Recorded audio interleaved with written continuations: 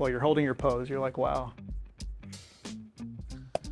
This is not strutting posture. This is, life really sucks. What am I gonna do? Oh, I'm probably gonna hit another terrible shot and then it's gonna be double bogey and then I'm gonna think about it and I'm gonna waste the rest of my round and life's gonna suck for the rest of my life.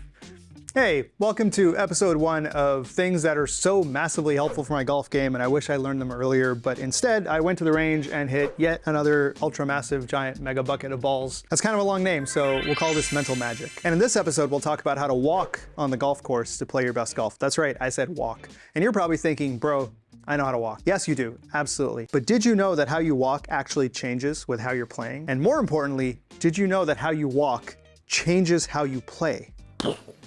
Yeah, I thought so too. We'll also talk about why it's so hard to walk perfectly on the time on the course and some strategies to fix that so you can walk better, score better, look cooler, all of the above.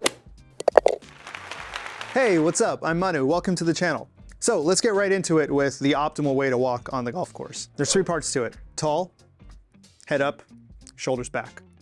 It's basically that simple. However, there's a bunch more. Stick around. There's way more here. The word I like to use for how to walk on the golf course is to strut. So I like to strut as much as I can. I do it at home all the time. I look like the boss, to myself anyway. And actually that's really, really important. So think about people that you notice out and about who you think are confident. They're often walking tall. They're not usually down here. They're usually up here. And so our brains look at that and our subconscious thinks that person's confident. What's really interesting is when we start walking like this, our subconscious thinks we're confident. And that really helps the golf game as well as making us feel like $1 million. The reason that it happens that way is because when we're tall, we can breathe properly and we're starting to become a little bit bigger. The bigger we make ourselves, and you see animals doing this all the time, the bigger we make ourselves, the more our brain starts releasing positive hormones. And so they make you feel more positive. So it just creates like this virtuous cycle where you walk tall, your brain releases all these positive hormones, you feel more positive, and you're more likely to go to the next shot with more positive headspace, and so you're likely to hit a better shot. Versus if you're bent over a little bit more, all that's gonna change. All the negative thoughts start popping out. So here's a really interesting example. This here's a video of Nick Dunlap from this here's the 2024 Masters. This is his first time playing the Masters. Let's be clear, this kid is an absolute stud. He won the US Amateur, and he's the first amateur in 33 years since Phil in 91 to win a professional event while still an amateur. So kid is absolute 100% stud. I'm not picking on him. This is just one video that I was able to capture while I was watching the Masters this year. So if you look at him on this shot, he's a tough shot off the tee, pulled it a little bit left, and he's in the woods. So things aren't looking great. And if you look at his posture, he's bent over. Watch him walk up to the green to survey this shot. Yeah, part of it's uphill, so he's bent over a little bit, but you notice his head is down. And if you look closely, I don't know what thoughts are going through his head because I can't read minds. They're probably something along the lines of, oh man, what did I just do? What am I gonna do? He's probably got like future looking thoughts going on. But forget about the thoughts. If you just look at his body is bent over right now. There's not room for a lot of breathing to happen. He goes up, surveys the shot. As he comes back, his head's still down. He's still thinking lots going on. And then when he gets ready to hit this shot, he spent some time thinking about it for sure, but he's just had 5 or 7 minutes of like not breathing, 5 or 7 minutes of negative thoughts, of not strutting. Strutting is really important. If there's one thing you're gonna add to this video, you're gonna be like, strut. You're just gonna think about it in your sleep, which is absolutely 100% gonna change your life. So you're welcome. But anyway, so after all of this, now what happens next? He hits his recovery shot directly into the bunker. Let's be clear, kid's an absolute stud. He could have hit a way better shot any day of the week with his eyes closed. Versus, let's compare him with Wyndham Clark, also first-time Masters player. He's doing great. He's already made birdie on the 3rd hole. You watch him walking around, he's just strutting generally. This is the first day, by the way, so he's walking around nice and tall, pretty excited about being at the Masters. Hits his ball into the gallery. Now, he's already hit somebody there, but you see as he walks up to the ball, you'll notice he walks tall, and he brings his head down a tiny bit and lifts it back up. That's a big deal. He's basically, a roundabout way, I don't think he knows about strutting, maybe he does, but he's basically strutting as he walks over to his ball. This is a hard shot. You'll notice this is a downhill shot. He's trying to stop this ball quickly near the flag. Greens at Augusta run like a stimp of what, 38 or something. It's real fast. And so this is a really hard shot, but what you'll notice the whole time is his head is up. And that posture is letting him breathe. That posture is sending positive signals to his brain. And so if you look at the outcome's really good. And the point I'm trying to make is, yes, you'll notice when people hit bad shots, their heads go down, their posture changes. They stop strutting. But also when you stop strutting, the odds of your next shot being good, not so great. We'll throw in a 3rd one for the Masters because I think this guy's an absolute amazing, amazing player. And I love this. If you watch Ludwig Åberg, absolutely amazing. So you've got these shots where he hits putts. He's always tall. It's brilliant, but this is my favorite part. This is him hitting a ball into the water.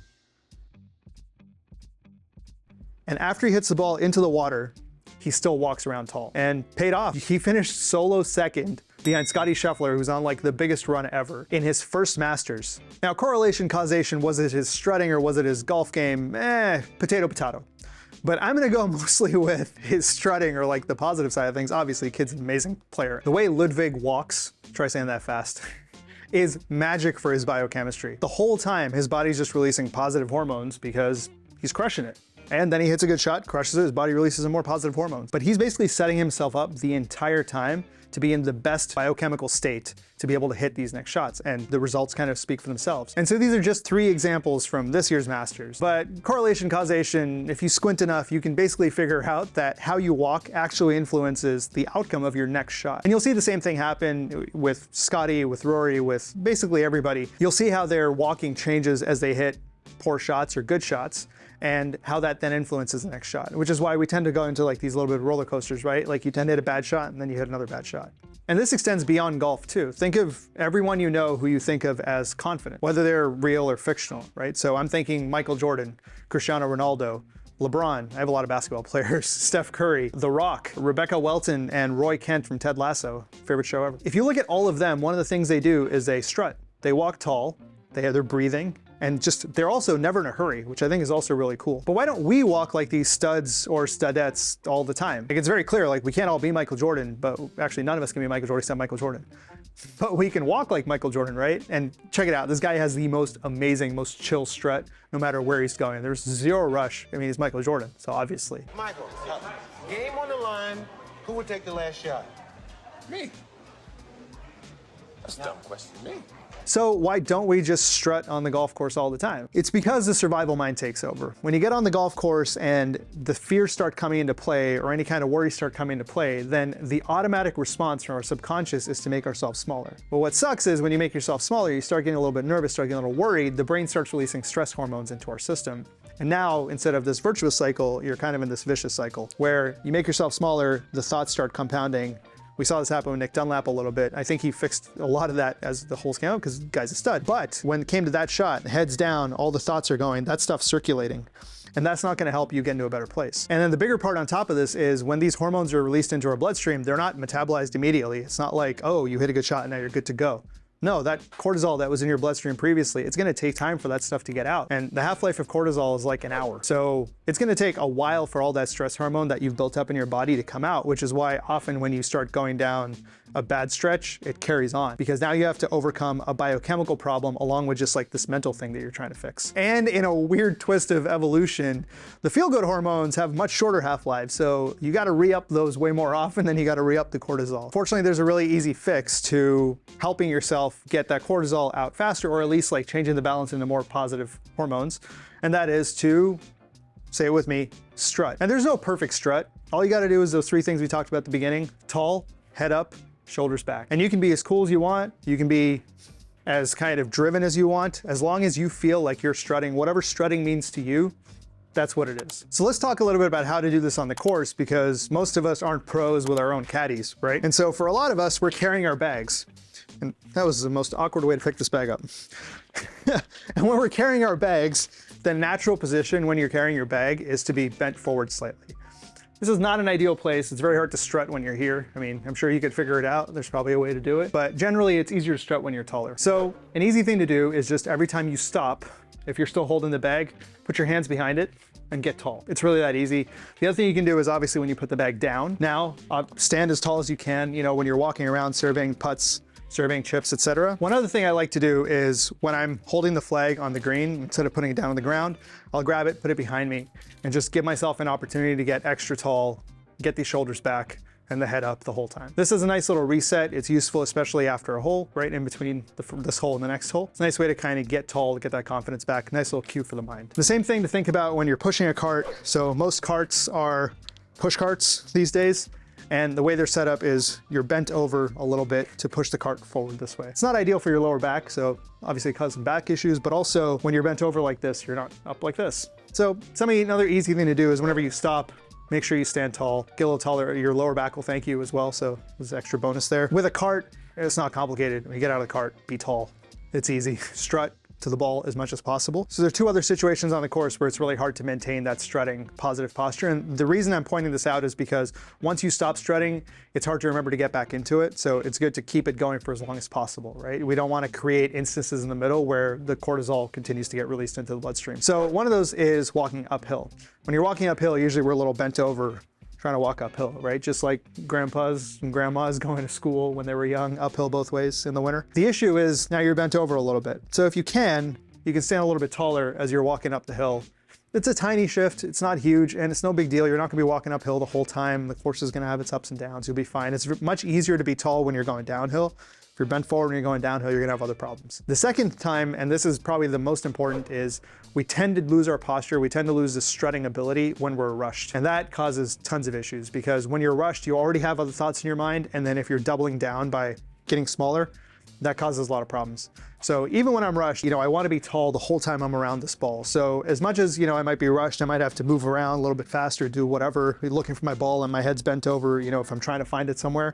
But once I find it and once I'm creating space around the ball and I'm going through the think box, feel box, play box, here, being tall is really important to me. I don't want to be down here the whole time. And finally, let's talk about the majorest key when it comes to strutting. Is the most important time to strut is also actually the hardest time to strut, which is right after you hit a bad shot.